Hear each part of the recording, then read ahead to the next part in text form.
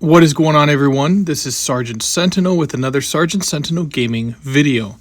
Now, today's video is about Ubisoft, more specifically, the dire situation that they find themselves in as of right now. And of course, to blame for the situation is the CEO of Ubisoft himself, Yves Guillemot. Now, because of a lot of stupid shit he said over the years, because of his inability to read the room as far as both his employees go and as far as the customers go, Ubisoft is in a hell of a situation right now, and it feels like he's completely tone deaf. And I think because of that, that's a reason why they can't necessarily adapt. Now, you've seen other companies in the past that have been able to adapt and course correct, and they've been able to come back from a seemingly impossible situation. Now, one company I want to throw in there, of course, is Electronic Arts. Now, yes, they still make mistakes, but they have been doing better as of late. But let's get into it. What is really Ubisoft's biggest problem, or problems that have led up to their current situation, and what are ways that they can possibly fix that? Now, if you are still watching this video, thank you so much. I do greatly appreciate it. If you are enjoying this video, hit that like button. And also, please don't forget to subscribe to my channel. I do greatly appreciate it. Now, one of the big Ubisoft games that was supposed to come out this year was, of course, Assassin's Creed Shadows. And Assassin's Creed Shadows was supposed to actually come out this October, I believe. But because of a lot of the stuff going on with this game, it got pushed back until next year. Now, for those of you that have not been following all of the controversy with Assassin's Creed Shadows, it may be too much to cover in this video, but I'll try to summarize it. So Assassin's Creed Shadows takes place in feudal Japan. Of course, you play as two different characters, a Japanese female and a black male. The black male was historically in Japan during this time, although depending on who you ask, some people say he could be considered a samurai. Other people are like, absolutely not, no way. And there's been a lot of, I guess, divided opinions on this matter, not only in the gaming community, but just in society in general. And so a lot of people who are gamers looked at this and were like, what the hell, they had this opportunity to put a Japanese male in an Assassin's Creed game that took place in Japan. And whenever they showed this off, some people were like, hey, this looks great. Other people were like, what the hell is this?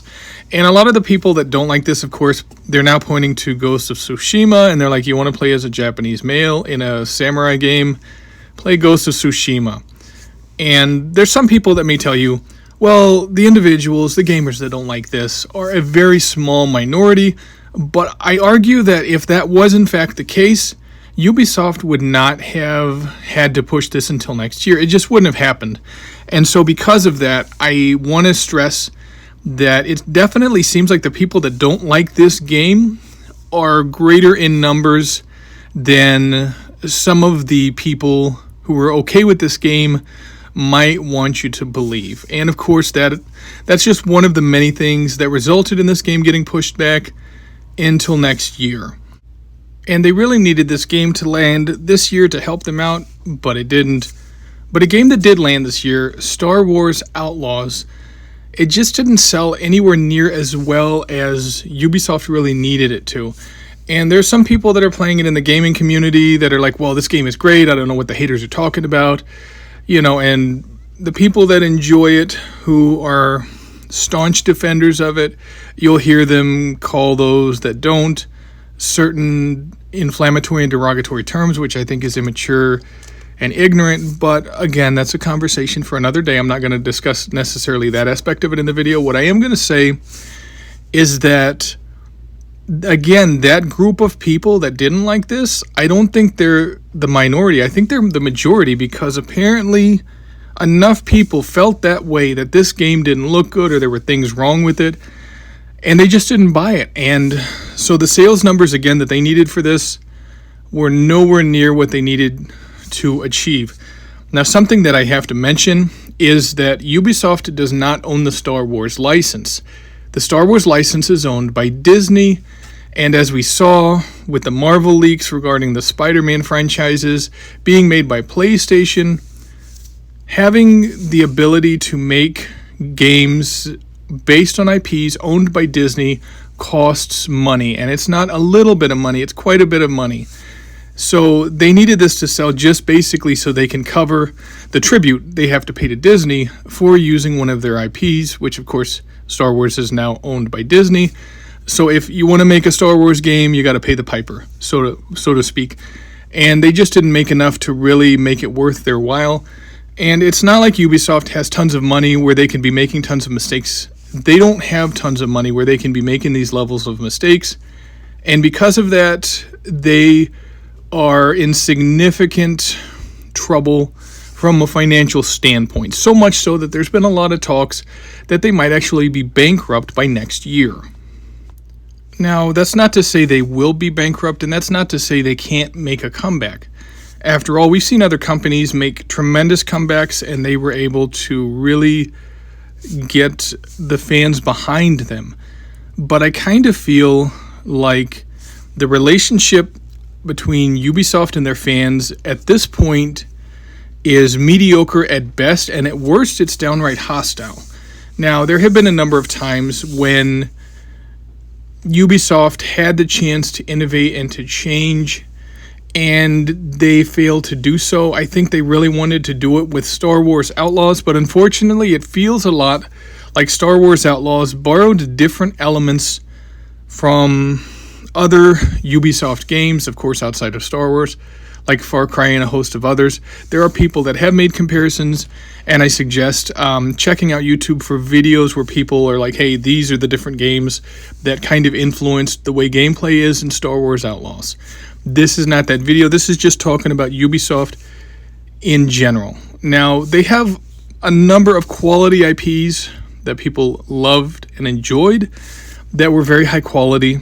And I think if they focused on these and really listened to what the fans and the customers wanted, and they really gave the fans, the paying customers, what they wanted out of these franchises, that Ubisoft would do well. But of course, the problem is the boss at the top. He just doesn't have his head on straight, so to speak. Like many other gamers out there, I love the Tom Clancy games that Ubisoft has put out in the past, such as the Division games, the Ghost Recon games, and to a lesser extent, the Splinter Cell games, just because I feel like they haven't really done Splinter Cell justice in a long time, and there's tons of people asking for it, but there's also tons of people that would love to see a Division 3. Now, yes, Division 1 had issues with it at launch, and it took them, I believe, 3 months to get it where it needed to be, which is pretty close to being unacceptable. But the fact that they put so much work into it and got it in a much better state, that's commendable, and that's the proper mindset that Ubisoft needs to have going forward. Also, like I said, so many people are looking forward to these established franchises, such as, the Division. I mean, we don't have a Division 3, and so many people were playing it. And some of these franchises that they wanted to keep going, like Far Cry, I feel like they've run them into the ground. Now, a lot of people believe that Far Cry 5 is the best the series ever made. There's still tons of people playing it. There's tons of people that love it. And I'll be one of the first ones to tell you, Far Cry 5 is not my favorite Far Cry game, but when you compare it to the most recent entry in the franchise, Far Cry 6, it is definitely noticeably better, and that's not good news considering Far Cry 6 came like 3 or 4 years after Far Cry 5, and it should have been advanced, and it should have been so good that people didn't want to go back. But you still have people going back to Far Cry 5 because they're like, it's superior in so many ways. And that's just one of the many issues that Ubisoft has. Whenever they should be making the next game in the franchise better, they seem almost inept to do so in 2024. That's my opinion on it, but I think a lot of people would agree with me on that. Now, the biggest question I think a lot of people are going to have is there a way forward for Ubisoft where they can recapture some of that magic they had at the end of the PlayStation 3 and Xbox 360 generation, and at the beginning of the PlayStation 4 and Xbox One generation, such as with the Watch Dogs franchise. And of course, Watch Dogs Legion fell short, But a lot of people believe Watch Dogs 2 is the best in the series, and it kind of highlights a lot of strengths that these Ubisoft games had at one point. It's a huge, sprawling open world, but it doesn't feel too big. There's so much to do. It's a lot of fun. And the storyline is really great, but the key behind the storyline is it gets political, but not too political, and it leaves some elements of it to be determined by the gamer as far as how you want to feel, and it's that player agency that it affords the gamer. It's that choice, it's that open interpretation to some of this stuff that I think a lot of Ubisoft games are kind of lacking, and especially with the Assassin's Creed games, it's like Assassin's Creed is their biggest franchise. Watch Dogs is one of their smaller ones, but Assassin's Creed is one of their biggest franchises, and I think instead of looking at, hey, let's do this that may not be popular with everyone, but it's important to us. It's like, stop with that. Because unless the people who made this game are going to buy 20 or 30 or 50 or 100 copies, it doesn't matter what they think. It matters what the gamers think and what the gamers want. But what do you think about the Ubisoft debacle? Do you think they can be saved, or do you think their time has come and they're going to be gone by 2026? Let me know what you think in the comments section below. I'd love to read you guys' comments. Also, if you know someone else who may enjoy this video, be sure to share it with them and check out the other videos on my YouTube channel. I do greatly appreciate it. Anyway, thank you so much for watching. This is SSG, aka Sergeant Sentinel. Take it easy, gamers.